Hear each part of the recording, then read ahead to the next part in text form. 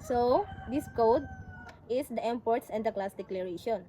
So, the code begins with the import swings, the component like GFrame, JTable, and the default model, as well as the out for layout and the colors.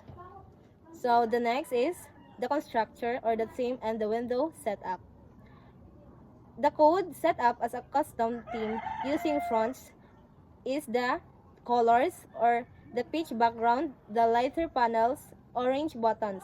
To give the app a cohesive look, it configures the main window with a title size 750 by 430 pixels.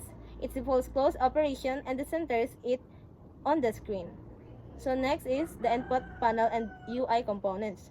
So this code is to create an input panel using grid layout for organizing labels and fields. So the text fields are ID and name and course, and the combo box of the year level. Its styled button, the submit and the view selected are added to this funnel with custom styling for the colors and the hover effects. So next is the helper methods of styling. So in this code is helper methods to enhance the UI or the label with color. It creates levels with custom text color for consistency and created style LED button to generate the buttons with background colors, hover, effects, and borders. So the next code is the action method for functionality. This code defines the action listener for the buttons and menu items. This add student method validates input fields. So it adds the new row to the table model if all fields are filled and clears the input afterward. Or the view student prompts for confirmation before removing all the rows from the model. So here is the code of the main method and execution. The main method uses swing utilities that it invoke later. So it's to create the display application on the EDT. So it's preventing potential threading issues in Swing.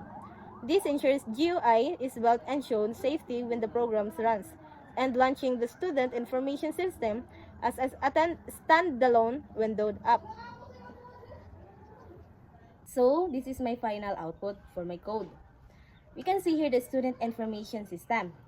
They have a student ID, name, and course year level.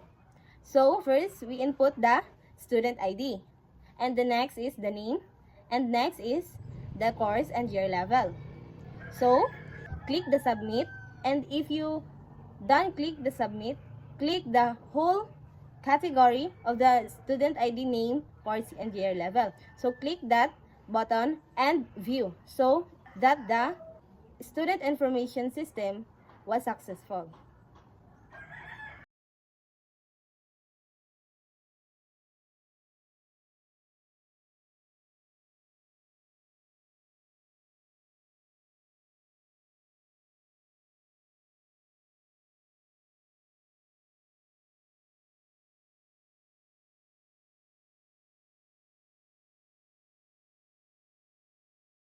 Yan mo pop up. Then, kung imo i-clear, ma-clear siya sa clear table.